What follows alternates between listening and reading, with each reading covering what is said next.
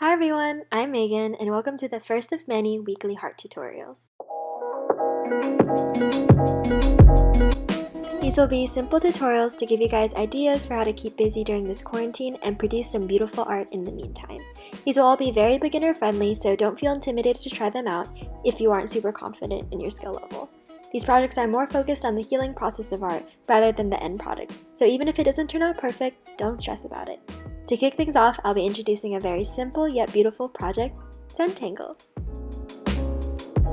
To put it simply, to create a zentangle, all you have to do is lay out a grid of some sort and fill in the sections with different designs until you create a complete image. And here are some examples of what that's going to end up looking like. And you can find tons of other examples online, but for now, let's get started with the tutorial.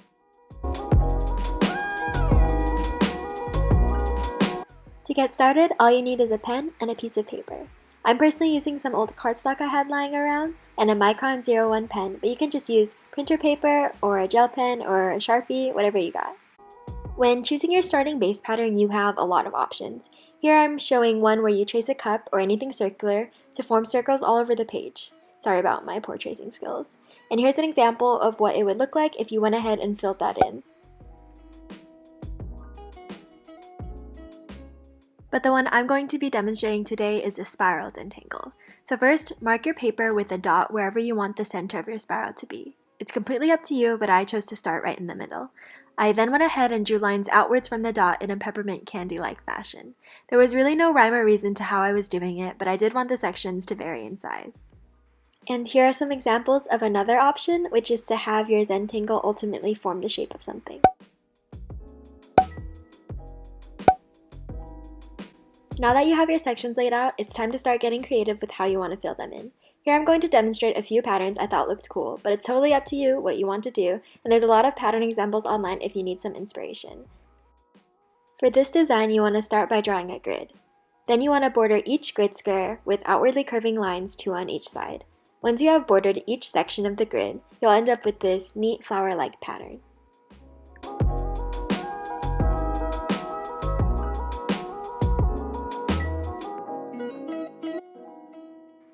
This next one starts similarly, except you're going to draw the grid using wavy lines.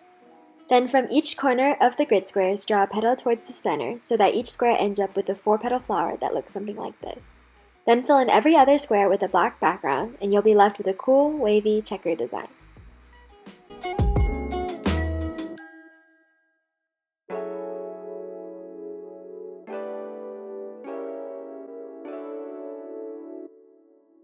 For this next one, you're going to want to start by drawing some zigzags. Then you're going to connect every bent part of the zigzag with a straight line.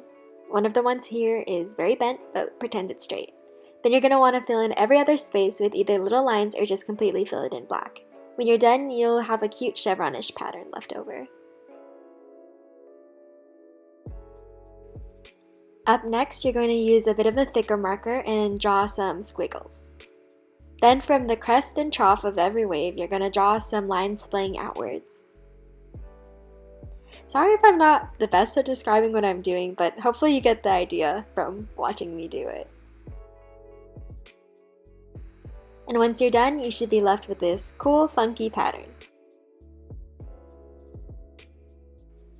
This next design is very simple. You're going to start by drawing a scallop pattern.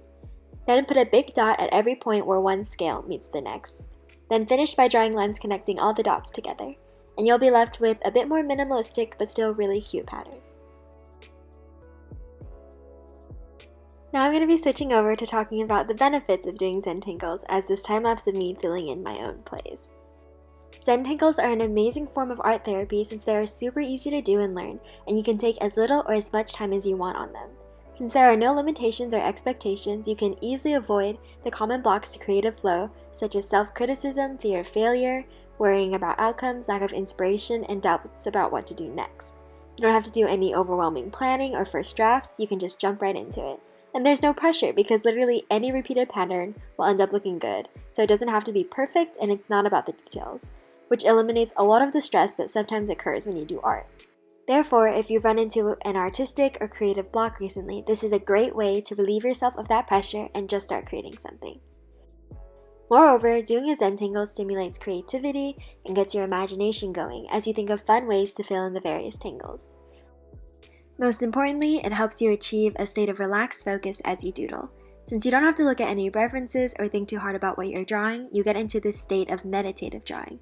This is where the name zentangle actually comes from, referring to the state of zen you get into as you're doing it. And a big contributor to why you're able to achieve this state of zen is due to the fact that there really are no mistakes in zentangles. When you're drawing one, you just gotta adapt the Bob Ross mentality. You don't make mistakes, just happy little accidents. Especially because there is no first draft and you're working with pen, it's crucial that you just go with the flow. And I bring that up because in the next section you're about to see me do after this braided portion, I make a pretty big mistake with my line work and I can't really get around it. As I was doing it, I spent a little too long dwelling on it and I ended up basically giving up, and you'll see me black out a huge portion of it, of the mistake I couldn't really cover up. But that mistake eventually led me to coming up with an idea of what I wanted to do with the final product, which I'll get to a little bit later. So the mistake actually inspired me and made the project end up a lot cooler, I think, than I had originally planned for. Bob Ross definitely knows what he's talking about. Along that same vein of why zentangles are such a great option for art therapy, I wanted to talk a little bit about why I think they would be beneficial to us as students in this kind of weird climate we're in right now. The switch to online classes, being back home unexpectedly, and being out of your usual routine can be disorienting and stressful. Or you might just be struggling to keep yourself occupied during social distancing. Whatever it is you may be struggling with during this really weird time, I assure you, you're not alone. For me personally, I find it incredibly hard to find the motivation to be productive when it's so easy for me to just lie in bed all day. I've been spending way too much time staring at my phone screen, but doing this zentangle allowed me to get out of this rut for a few hours and actually give my eyes a break and use my brain a little bit instead. Before starting the zentangle, I was also super stressed about starting the new quarter in this new environment, but this definitely alleviated some of that as I got super absorbed into the drawing process.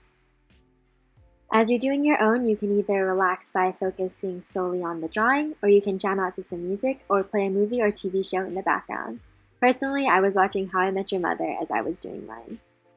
When you reach the stage where you're almost done with your zentangle, you can take the opportunity to decide whether you want to leave it simply black and white, or if you want to go ahead and color it in. You can use whatever you have on hand, whether it be colored pencils, markers, or paint. It's going to look cool either way. I personally chose to leave it black and white. And it was at this point that I realized blacking out the mistake I made didn't really look good in the overall zentangle. So to get around that, I came up with the idea of turning it into a card for my boyfriend. So I folded it in half and cut it into the shape of a heart that conveniently left out the big black section. And I think it ended up looking pretty cute.